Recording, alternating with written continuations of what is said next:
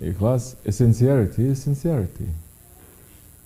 Sincerity is sincerity. For example, person is not having two faces and he's sincerely saying to you, but he's cursing at you. He's not being passive aggressive, you know.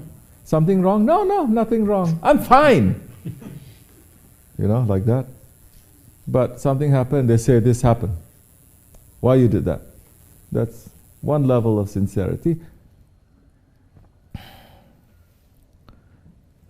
Telling the truth. Right? How you like my cooking? It's too salty. Telling the truth. There's one level. But there are many levels to that. And it has to fit according to the person, according to the situation. Don't eat candy now. Beo, you eating candy? Huh? Keep them.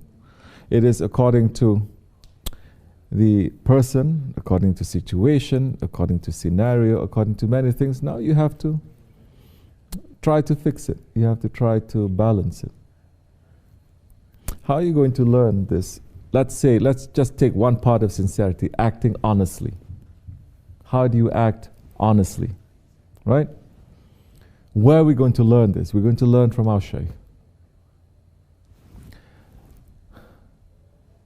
And that's why it is very important to observe the Shaykh. As much as you're observing yourself, you must observe him too. I spent years just observing him. Different situations, how he handles things. Different situations, what he speaks to this person like this. What is the reason for that? What is the reason for that? I keep getting very busy with that. So I know, okay, this kind of a person, he's using these kinds of words. This kind of a person, he uses this kind of words. That one, that station. This one is this station. You must treat everyone according to the station, not everyone the same way too. Yes? Then, you see the Shaykh is doing all of that. You have to see now which one I can carry. Which one is for me. The Shaykh does so many things, you cannot say, I want to do everything. That's greediness also. Or not being realistic. There's so many hadiths, so many sunnats, no? But we're not jumping into it. That's why in tariqat they say you don't even open an ayat of the Quran, meaning you don't even talk about that ayat, or you don't talk about that hadith if the Shaykh is not opening it. If the Shaykh is not speaking, don't speak. You may be a scholar who knows so much, but you're following a Shaykh, the Shaykh is not opening it, it's not time for you yet. You cannot carry it. If you carry it, it will get too heavy and then you're going to get tired, you're going to just throw it aside. Same thing with Quran, same thing with Hadith, same thing with zikr, same thing with your worships that you want to do without permission. Then it becomes just very heavy, and these are holy things. Once you start treating them like that, casually like that, one day you like, one day you don't like, it has an impact, it has an influence on you. It will affect you negatively. So now we see Shaykh Effendi. This one, he's close, he's like this. When he's upset, he's like this. When he's cool, he's like this. This one, he's not so close like this. This one is a high official. This one is someone else. So we see, now these are different. This is the complicated part about it. Yes? This is the complicated part. How do you apply it? When do you apply it? You have the Shaykh there. This is a perfect opportunity for you to learn. Because all these things, you can only read in books, but you cannot practice it. These days you cannot even read these in books. We just say, be sincere. But how do you open that? How do you process it? How do you break it down? How do you break it down in this time, in this century, in New York City, in London? You have your Shaykh there. He is the one who is balancing everything and going according to the time, according to the place with that wisdom. So now I'm looking at Shaykh Effendi and I'm observing, and I'm asking myself, I don't ask him. Because it's, why I don't ask him? Number one, I don't like to bother him. I'm just raised like that. They say, why you ask so many questions? You stupid? You don't know, you can't figure it out yourself? Complete opposite of American system, where you have to ask. The more you ask, the more people say you're very smart. For us, the more you figure things out, this is very Eastern Asian way. The more you figure things out, the smarter you are. So I like to try to figure it out. Ah, okay. It's doing it like this. Ah, okay. And observing that, then I know how to do it. Then I know, okay, when he is being very jalal, that's not anger. Especially if he's directing it to this person and this person. This person is just making a joke. This person is just making a teaching. This person, he loves this person, but he's trying to correct it. This person, he's very angry at this person, but he doesn't show nothing to him. Nothing. But we know the chef and he's very angry. That's dangerous. So now sincerity. Honesty. Right? Yeah. That's why they say religion is, marriage is half of your religion. They're saying also, especially in the West, don't be honest to your wives. Huh? They're saying, right? They say, how do I look? Just say you look very nice. Don't say you look fat. Oh, they get very upset. Or this, or that. So you know now, it's not just honesty. Now that level of let's say, honesty, that level of honesty, it has to fit. You cannot be irresponsible to say, I speak the truth, and I'm going to say it as it is. What if it hurts people? Is there another way of you saying it? Do you know that if you say it, it is not needed at this time, it will cause damage? Maybe you say it in another way. Maybe you say it in another time. So this is the difficulty that you have to, this is the subtlety. This is the manners. This is adab. Now once you learn that, and you see Shaykh Effendi is filled with adab, because he knows now how to navigate, he can speak to little kids and be at that level of adab. He can speak to old people, he can speak to different nationalities of people, he can speak to educated ones, not as shepherd, the sultan. You see him doing it with ease, and you're sitting there and you're like, how is this person even human? But you learn. You say we can never do that. I'm saying we can never do that. But when the time comes, you have to do it, because you are recording everything, you are taking everything. When the time comes, we have to do it. So,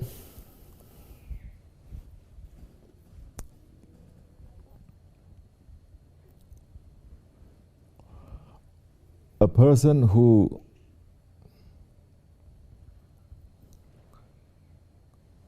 examines himself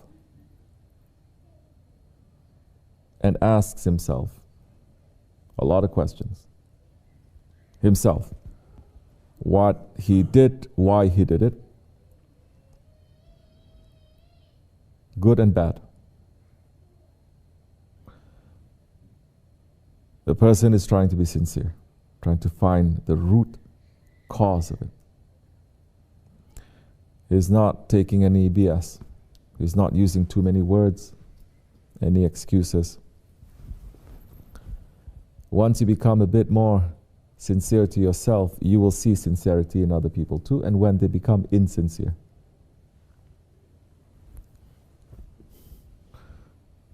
Your mood is off, you're so angry today. Why? Really, when you look at it, you're just hungry. You're just hungry. Then to know, okay, it's nothing to do with it. It's not that person or somebody pissed me off or this or that. No. I'm just in this situation. Or I didn't get enough sleep. Or some memory came back. Or I'm just being stupid. You don't give yourself any excuse. You understand? This you do only to yourself with your Lord. You don't have to show nothing to no one. So when you are more sincere that way,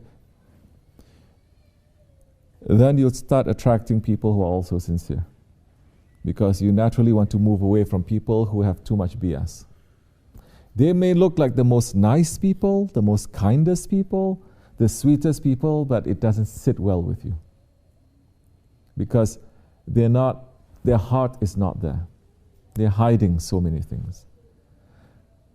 You may mix around with people who are more simple than you. You think you're so high or whatever, but they're more simple, but there's more satisfaction. You feel more peace in your heart. This is what we want, no? There's no stress. Oh, if you disagree, you disagree. And then later you agree. And so, you don't hide. This is what it means. You don't hide from yourself. You look, I did this wrong today. Why I did it? Why I should do it? Why I did it to that person? What happened before? What made me to change? What were the words that were spoken? What was my mood? What did I take? Maybe I ate something, or maybe I drank something, or maybe I smoked something that's causing me to become like this or like that. Then you say, oh, it's because of that. Why this bad thing happened to me? Something bad happened to me. Why this person is yelling at me? Why this person is cursing at me? Why this? Then try to remember, what did you do? What big wrong did you do? What wrong? Oh, I did that yesterday. Then be quiet. Have some shame, okay? I admit. Even if that person is wrong and you are right, you take that and you say, Allah is trying to teach me a lesson. If this is punishment, it is a very small punishment for the big wrong that I've done. So you don't hide. You become very open, very honest to yourself. You know what you're feeling, why you are, what motivates you.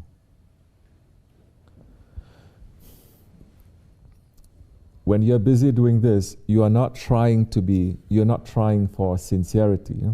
You're not trying to be a good person. You are just someone who's trying to be real, not to have any bullshit.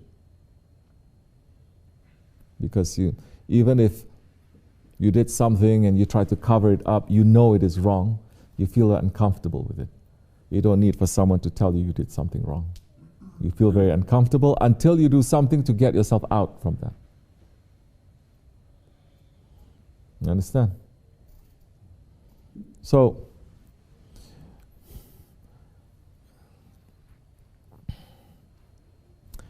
self-awareness. You have to be aware. You have to be aware of yourself. Watch yourself. Why am I like this with this person? Why am I like this with this person? Why am I so angry like this? Why am I feeling like this with this one? Don't just blame the other person. Don't put blame on the other person at all. First, try to fix it with you. Inshallah, the believer is a mirror for another believer. The believer, it is a mirror for another believer. We are here in a house of 1,000 mirrors, always trying to, how am I? How am I? How am I?